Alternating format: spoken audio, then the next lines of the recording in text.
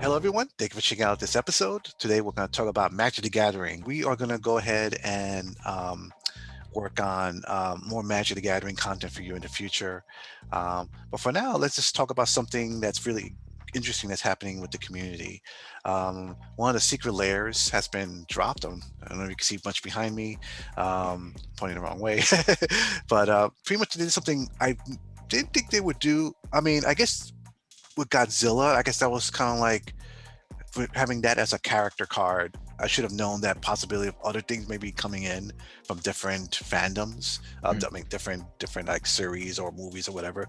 But The Walking Dead was really surprising, and I saw that it's immediately as soon as it dropped, a lot of Magic the Gathering fans were really upset with Wizard of the Coast. So I want to talk to Chingsung about this. What are your thoughts? Why do you think Magic the Gathering fans were really upset about this secret layer? So I think it's not so much this specific secret layer itself, so much as what the potential implications of this secret layer are and what it means for the community. So let's talk about what sets this secret layer apart. The first is, of course, cross-pollination with another intellectual property, in this case, The Walking Dead. But of course, obviously, if this goes well, pretty much every other intellectual property on the market, that people are invested in becomes open. Star Wars, Star Trek, any sort of video games. You could see TV shows, Stranger Things, or any sort of whatever like you want to think about could potentially end up with magic card versions of things. This in and of itself, I think in general the community recognizes that this could be a good thing, because it's going to bring fans of those fandoms, Game of Thrones, Harry Potter, Star Wars, whatever you want to do, into Magic. It's going to expose them to this wonderful game that we love, right? Through these custom cards that they can get. And the nice thing is that Wizards is really able to set the price on these because they can print as many or as few of them as they want. The secret layers have been foil, but that doesn't mean that in the future they will always be foil. Right? Who knows? They might decide that, we want to come up with a Avengers themed set, right? There's nothing stopping them from doing that, right? And that could end up being something really cool. You could have Marvel comic characters, plastered all over like a set, which in and of itself, I don't think is a negative thing, because all it does is really provide avenues for more people to get into the game, and whether or not they like it is, obviously they're not going to know until they do anything, until they try it. So I am in favor of pretty much anything that in a responsible way exposes new players to the game, because some of them will like it, some of them won't, and the ones that like it will stay and play, and that's great. That means more players for us. That means, more cards. That means, a more robust player base. Really, and that's always been a good thing. We do want to, get new players to play this game. Especially as I think that one of the things that Wizards has to struggle with now, which maybe they haven't had to until somewhat more recently, is the fact that a number of the older players, like myself, are slowly beginning to age out of the game. I really consider myself a first-generation Magic player. And you can see this at pretty much all levels, but if you consider someone like John Finkel, right, who is, widely considered the best Magic player ever, but based off of life happening, he has not really been playing very much anymore. And this is true of a lot of the older players. We're getting older and life begins to intervene and you just can't play as much. And that means you need to replace those players with newer players. And intellectual property tie-ins are a great way of doing that. There's really no getting around that. So from a business standpoint, from a health of the game standpoint, really I understand what the impetus is for this.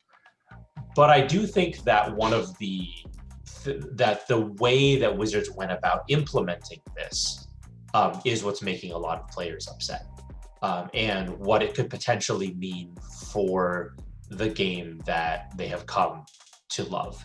And I think that is tied up in some of the other aspects of the secret layer, which we can go on to go ahead and discuss, which is availability as well as the way the cards are designed and marketed and promoted. Yeah, I wanted to ask you about that. I've heard one of the issues about its availability because I think we've played long enough that we know at least one player that always makes up like a homebrew card, like, oh, this is my Optimus Prime. This is what Optimus Prime would look like if it was a Magic the Gathering card, and just kind of make fun. And I think we always talk about like theories, like what if this was a card? What would it be? What would it do? And I heard that availability is an issue. Like these cards are not easy to get, and they're a bit pricey. I don't know if that's true. It is. Is that the problem? Is that it's just too expensive? Well, so it's not a problem for this specific set of secret layer cards. Okay, I mean, all the secret layer cards are designed around limited availability. That's the point. You have to go online, you have to wait in line, you have to like find them on the secondary market. It's very difficult to get these. These are supposed to be products designed for whales who are going to pay a lot of money for them. Okay, that's the fundamental design nature of the product. It's great that Magic has product that is designed like that. The problem is that Magic is also a game. Okay, and the cards, and because they are physical cards, unlike a digital card game like Hearthstone, where literally if something is a problem, you can just change what the card does, right? You can't do that with Magic. So now I want you to go ahead and think about this in a different context where something goes wrong, okay? In fact, we've recently had a very good illustration of that in the past few standard formats, okay? Uro, Oko, Omnath, Lucky Clover, right? All of these cards have been extremely powerful. They all have been banned for very good reasons. Now I want you to go think about what happens if one of those cards is exclusively available in the secret layer. Okay, what if they screw up? Okay, what if they print a secret layer card that is format defining and altering? Then what happens? It's not available online necessarily, right? So you can't test against it, right? So, but you know it's format defining. So how are you going to play Magic anymore? The online format no longer becomes representative of the real format, right? Because I can't get Daryl on Arena. It's not available. Right now, of course, they could choose to release Daryl on Arena, right? There's nothing preventing them from doing that, right? But Daryl's not available on Arena, right? He's not legal in any formats there. But what if he is? What if all of a sudden, later in the future, all of this becomes problematic, right? What if there is a format-altering card that gets released in the form of a secret layer? What's the path forward there, right? Then all of a sudden, the entire secondary economy blows up because there just isn't the necessary infrastructure to support the fact that all of a sudden standard or even modern, a format like let's not even talk about standard, which has much more players, right? Let's look at a more limited format, even like modern. Could modern be supported when a format altering card gets released in such low numbers, in numbers that are probably comparable to the number of like revised dual lands that exist, if not even less, right? Like what's going to happen then? We already have seen some of that impact on the legacy market and how these cards are worth, insane amounts of money, right? What happens there? And then what happens to the competitive environment then? Like card availability becomes a real issue. And then what happens to the modern tournaments, right? What happens if there's a modern Pro Tour? What are you going to do? Just ban this card right before the modern Pro Tour? That's a really fun book, right? So one of the reasons that that the issue with this is that, once again, this was released and they're not silver bordered. Okay, silver bordered cards have historically just never been tournament legal. If these are not tournament legal, great, there's not a problem. No one can. No one really has an issue, because the only places you'll play against them are on the kitchen table. And when you're on the kitchen table, house rules rule. So you could just say that card, you're not allowed to play that card, right? Or I won't play with you, right? the 4-year-old way of dealing with it, so to speak, right? Right. So and that's never a problem, right? But the problem becomes when these cards aren't silver bordered, right? When they're tournament legal. And the past secret layers have been. I can play my secret layer Bitter Blossom in Modern if I really wanted to, because Bitter Blossom is a tournament legal card, right? And so what happens to that environment, to that play environment? I don't think anyone is worried about what happens with these on the kitchen table. If you want to play Daryl in your home EDH game, great. I don't think anyone really cares. I think what people care about is the competitive ecosystem and how something like this could very much blow an absolute hole in that if Wizards were ever to make a mistake, which they have proven that they do often. Wow. So let me just show I understand this. So the Secret Lair set, which they're hard to get as it is, and they have these cards are unique in a sense, and meaning like it's its own set, like it has its own, each card is not like a copy of something you've seen in other sets. These are their own things. And being that they're hard to get, and if one of these cards changes the game drastically, which there's always one or two in every set that does, oh my gosh, that would, if I'm understanding correctly, that could make things really difficult, especially for collectors, especially for players in general. I remember like I'm going way back now, Psychotogs. That was the card for a while to have. Psychotog was an uncommon in that set. That's right. That's right. Which, and even that set, at the low availability that Odyssey block was printed in, compared to like modern blocks like Zendikar and whatnot, right? Even as an uncommon, it was still achievable. Same thing with Circular Logic. I remember playing that format, right? Circular Logic was an $8 or $10 uncommon back in Standard, back in the day, right? It was an expensive card because you needed them for UG Madness and you needed them for Tog, right? But once again, nowhere near the availability issues that you would encounter with a Secret Layer if that card were all of a sudden to become highly relevant. Yeah. Right. And there's no guarantee that they would never do that. And so I think that's the implication that people are upset about. Wizards made a set. They're not exclusively silver bordered, okay, which means they're not like very evidently not tournament legal, right? Intellectual property tie-in, whatever, neither here nor there. I think that's neither a positive nor a negative. But the fact of the matter is they're unique. It's not like Godzilla, which is a reskin of an existing Magic card, right? I don't need to play the Godzilla version of Crystalline Giant or whatever that is, right? I mean, I know that card is Mechagodzilla, right? Because I've played it so much online that it's Mechagodzilla to me. But that's not the actual name of the card. The actual name of the card, I think, is Crystalline Giant. I want to say I may not be 100% on that. But it's a functional Magic card that has a real analog that's not the Godzilla version. It just so happens that because I got that was like my first Godzilla thing that I opened, and I played so much Ikoria that it's just like that's the way that I remember the card, right?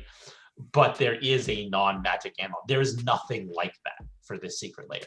Daryl is Daryl, right? He's not a reskin of an existing card. It's not like they turned Tengar's Tall Room Hero into, Daryl or something, right? So that's kind of, I think, part of it. And I don't have a problem with unique cards in Secret Layers. Great. Create a unique card for the whales to invest in. But you need to understand that unique card has implications for the competitive tournament environment. You either need to make it just not legal, right? Which is fine. There's a way of doing that. We have an easy code for that. You put a silver border on it. Everybody knows, right?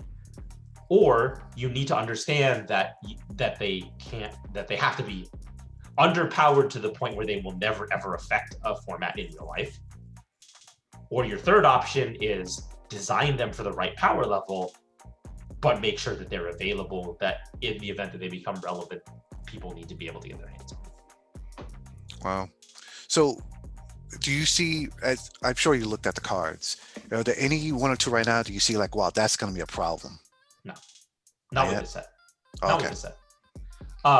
None of these cards are problematic, especially even in higher power level formats. I don't think any of these would even be a problem in standard.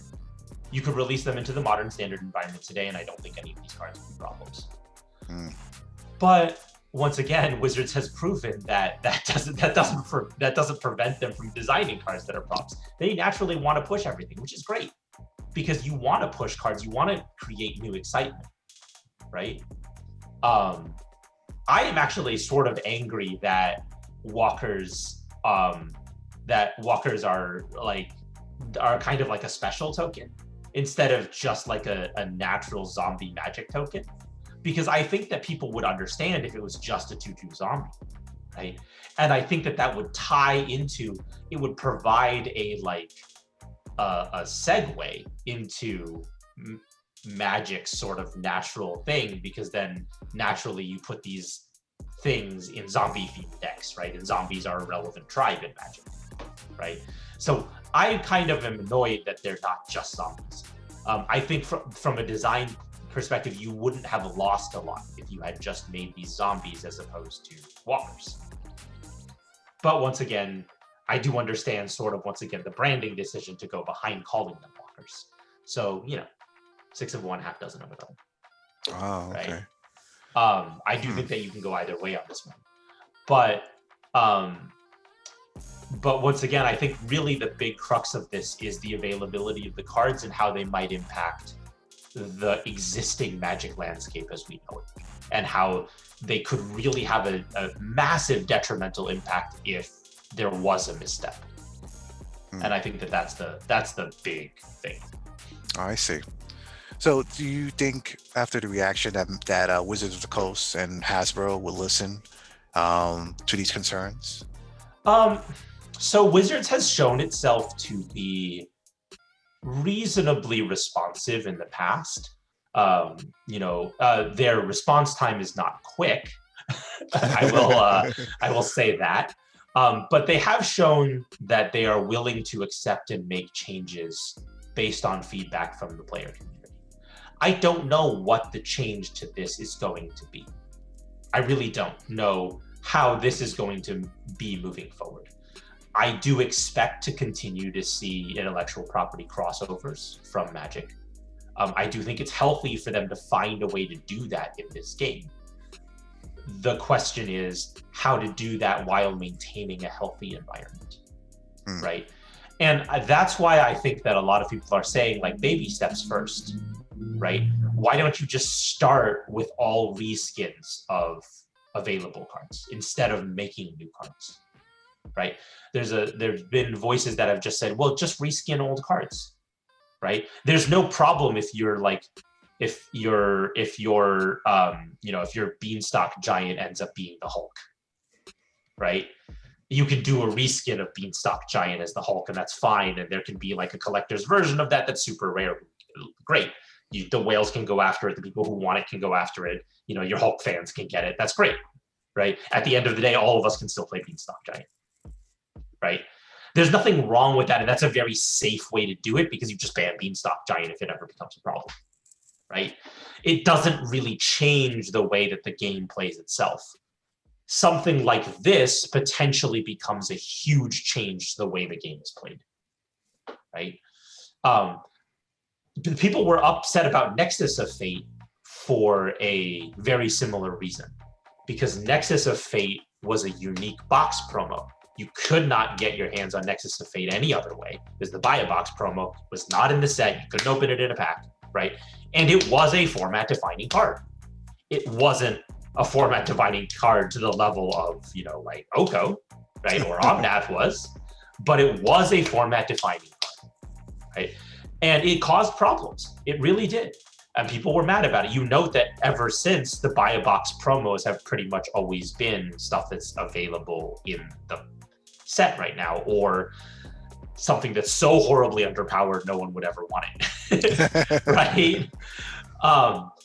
And I think if you want to generate excitement, you can't do that with a secret layer. You can't make them so terribly underpowered that no one ever wants them. So then your only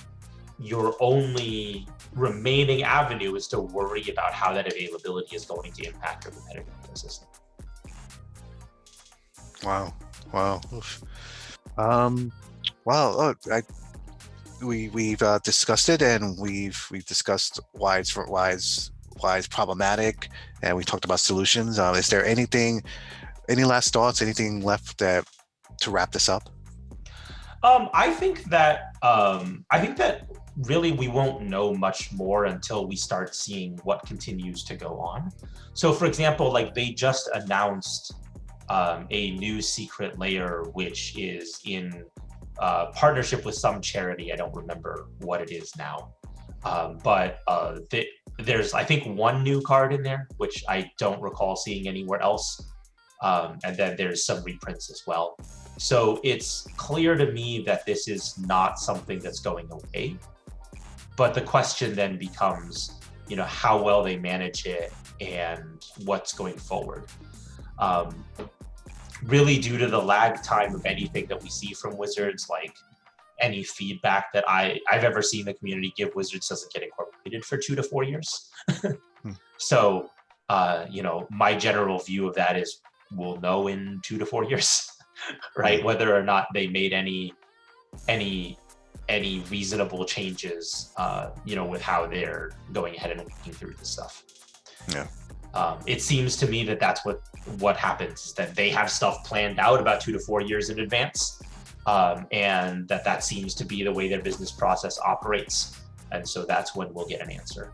I do think we see some encouraging things. I think one of the most recent things that you can point to is the banning of Omnath so quickly.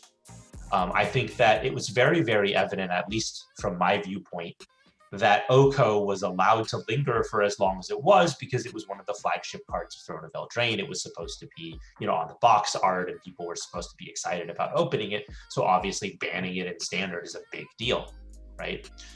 They waited like a month to ban Oko when it was very, very clear about as quickly as, Omnath became broken that Oko needed to go. But they waited a long time to ban Oko. This time they waited a week, right? Oko should have been hit in the first ban that Uro got hit in. They waited a week longer. And so that reduction of time from how long it took Omnath to get banned to how long it took Oko to get banned to how long it took Omnath to get banned, I think that's encouraging, because clearly they heard the feedback from the Oko banning and said that Oko was allowed to linger too long. Everyone was saying Omnath was also allowed to linger too long, which is true. It should have been banned alongside Uro, because it was very clear that Omnath was the problem, not Uro. But this time, instead of waiting 3 or 4 weeks, they waited 1 before banning one of the flagship cards of their new set. Clearly, it's going to impact pack sales, and clearly that's what Hasbro was concerned about and why they didn't want the cards banned sooner rather than later. But clearly, Wizards has also heard that, and they understand that having a good competitive environment is important to the continued growth and health of their game. So we know that they understand that, and the question then becomes what they decide to strike as the balancing act, and that's not a question that really we can answer at this point.